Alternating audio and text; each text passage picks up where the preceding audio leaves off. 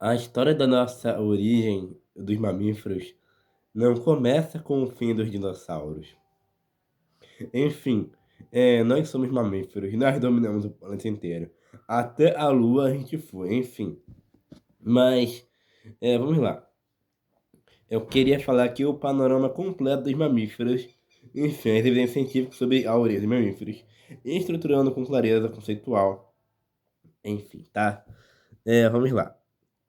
Se quisermos compreender como surgiram os mamíferos, precisamos viajar no tempo 320 milhões de anos até o período Carbonífero, muito antes do primeiro dinossauro caminhar sobre a Terra. Os animais vertebrados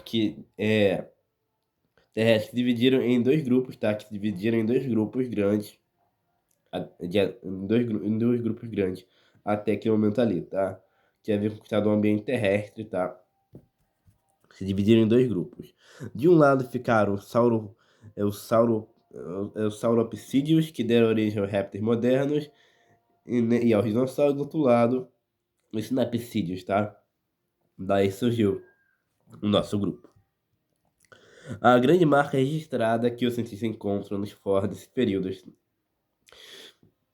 desse primeiro fóssil sinapsídeos, é uma abertura única no crânio, localizado logo atrás da órbita ocular. Esta janela óssea chamada de fenéstra temporal permitiu que o músculo da mandíbula, se expandir e se fixar de uma forma totalmente nova.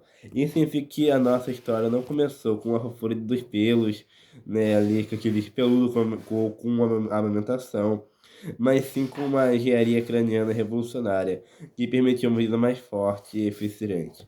Durante o período permiano, esses pinapecidos prosperaram imensamente. Animais como o Dimetrodon, que frequentemente as pessoas confundem com o dinossauro por conta da grande vela nas costas, era na verdade um dos antigos parentes da nossa linhagem. Eles eram os maiores predadores do planeta. No entanto, há 250 milhões de anos, o mundo enfrentou a maior extinção em massa da história da Terra, devido a erupções vulcânicas da Sibéria. 95% da vida, desapareceu.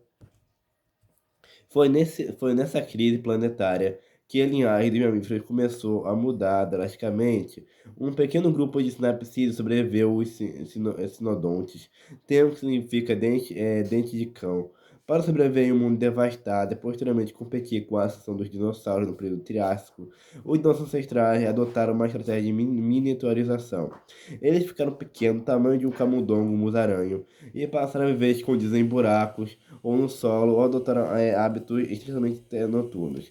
Essa visão nas sombras exigia transformações anatômicas espetaculares que hoje definem o que é um mamífero.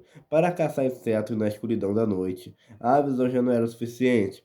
O cérebro desses animais começou a crescer e a se reorganizar para processar informações táteis e auditivas complexas. É aqui que ocorre uma das modificações mais impressionantes registradas pela paleontologia e transformação da mandíbula. Nos répteis e nos sinapses antigos, a mandíbula era composta por vários ossos. É, né?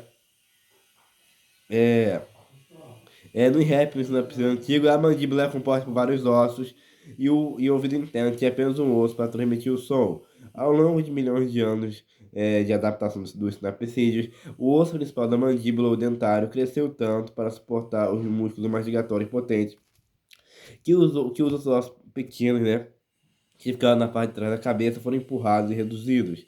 Eles perderam a função da mastigação e migraram para dentro do crânio, transformando-se no martelo e na bigorna, tá? Enfim. É, Junto com o estribo, esses ossos formaram o sistema de audição de audição simplificada, de três ossículos exclusivos dos mamíferos. O que antes servia para morder passou a servir para ouvir à noite. Ao mesmo tempo, para manter o corpo aquecido do frio sem depender do calor, surgiu a endotermia, a capacidade de gerar o próprio calor temporal. E para evitar que esse calor se perdesse, os pelos evoluíram como isolante térmico. Embora não fosse pelos facilmente, embora não fossem pelos, embora não fosse aquele pelo grosso ainda, porque tu vai ver mais pra frente demais com aquele pelo grosso, que se adapta a baixas temperaturas, ali foi o início de tudo, enfim. É pra dar ali regulação térmica, eram pequenos mamíferos, não era tão peludo assim, tinha pelo, mas não era ao extremo, né? É, enfim, né? Esses pelos não viraram fósseis facilmente e precisam ter sido mole e pequenos furos no crânio. Fóssil gera apenas bigodinhos sensoriais e briças e pelos corporais no Triássico, tá? Como o metabolismo animal agora operava em ritmo acelerado, ele precisava se alimentar constantemente e digerir o alimento rapidamente. Daí surgiu o nome é a heterodontia, dentes especializados em cortar, deslacerar e triturar, incisivos, caninos, premolares e molares, operando juntos graças a um palato secundário ósseo no céu da boca, que permitia ao animal respirar e mastigar ao mesmo tempo. Os primeiros mamíferos verdadeiros ou foram extremamente próximos, ou extremamente próximos, né? É, ou extremamente próximas, os primeiros mamíferos verdadeiros, né? É, o mais próximo conhecido, né, que a gente tem ali com os mamíferos modernos, é, são o nome é Maganocodon, que surgiram por volta de ou mamaliaformes, ou mamaliaformes, né, enfim, né, essas formas, esses nomes conhecidos. Os primeiros mamíferos, ou os mais próximos, como eu estou citando aqui, né, surgiram em 250 não, 225 milhões de anos a 140 milhões de anos, né? Enquanto os dinossauros dominavam os grandes nichos ecológicos de urnas como gigantes, né? Os mamíferos permaneceram pequenos, mas se diversificaram imensamente no subsolo, nas árvores, na escuridão. Eles desenvolveram lactação a partir das glândulas da pele modificadas, que inicialmente serviam para manter os ovos úmidos e protegidos contra bactérias, e depois se adaptando para a secreção de leite altamente nutritivo. Quando o asteroide caiu na Terra há 66 milhões de anos, existiu todos os dinossauros 9 anos, o mundo mudou novamente. Aquelas criaturas peludas de sangue quente, excelente visão e alta capacidade de adaptação, né? É, que viviam nas sombras estavam perfeitamente equipadas para sobreviver ao inverno global subsequente. Com os grandes nichos ecológicos vagos, os mamíferos fizeram a Terra crescendo em tamanho, se dividindo nos três grupos que conhecemos hoje. Os mamíferos armados, né? Os que põem ovos, como nos ornitorrincos, e os marsupiais, como os cangurus e placentários, como nós, né? Enfim, né? Olha aqui, ó. Mas é necessário separar o que a ciência provou, tá? Do que ainda é algo investigativo, tá? Que ainda é algo de intensa investigação. A transformação gradual dos ossos circulares e quadrados da mandíbula nos sinapsídeos nos ossículos auditivos, martelo e bigorna dos mamíferos é considerado uma das transições anatômicas mais robustas e bem documentadas de todo o registro fóssil mundial. Tu tem a origem sinapsídea, né? Está totalmente, né, superado a antiga ideia de que os mamíferos, né, evoluíram dos répteis, não. Já foi superado, tá? O consenso cladístico demonstra que sinapsídeos e sauropsídeos são linhagens irmãs que se separaram na base dos amniotas, né? Então descarta a ideia que os mamíferos evoluíram do réptil, enfim. Eles evoluíram dos sinapsídeos, tá?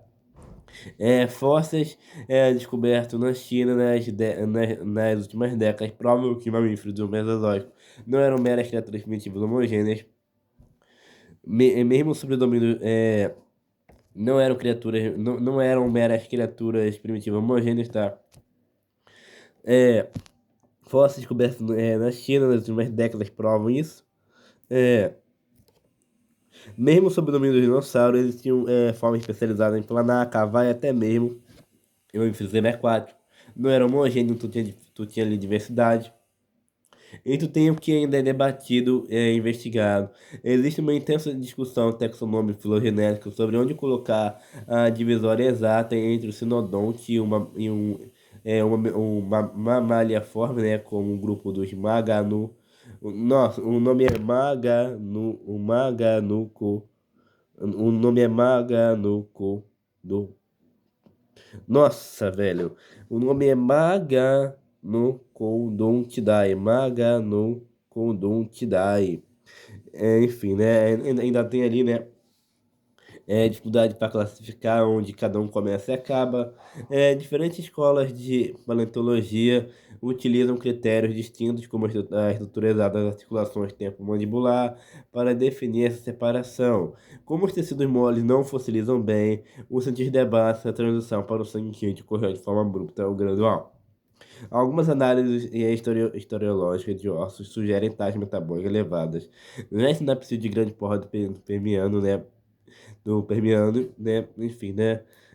Taxa metabólica elevada já em sinapse de grande porra do período Permiano, né? Enfim, algumas análises sugerem taxas metabólicas nesse período, né? Altas, enfim, né? O cientista tem dificuldade em dizer quando a transição da metabolização, né, enfim, do metabolismo ali, da temperatura, né, da homeostase muda, enfim, né, é, enfim. Enquanto outras correntes defendem que a endotermia só surgiu com a miniaturização do Triássico. A transição para a posição com as patas para os lados, como o lagarto, né, para a postura ereta, com os membros inseridos diretamente abaixo do corpo, revelou-se mais complexo e não linear do que se pensava anteriormente. Estudos biomecânicos recentes publicados em plataformas como Harvard indicam que a evolução dos mamíferos foi altamente maleável e adaptada, né, a diferentes nichos ecológicos, é, desafiando a visão tradicional de um progresso linear, tá? Enfim, tu tem fósseis, né, do Maganocodon e Megazostrodon, do fino Triássico e fino Triássico do Jurássico, a anatomia de transição perfeita, exigindo uma articulação mandíbula craniana dupla, característica intermediária essencial, né? Enfim. Sítios paleontológicos cruciais revelam mini-sinapses triássicos, como um basilodon, né? Descritos em pesquisas fundamentais apoiadas por instituições revisadas por pares. A revista pesquisa FERPES, né? Que comprova isso, enfim. É basicamente isso, o estudo em Fique em Paz.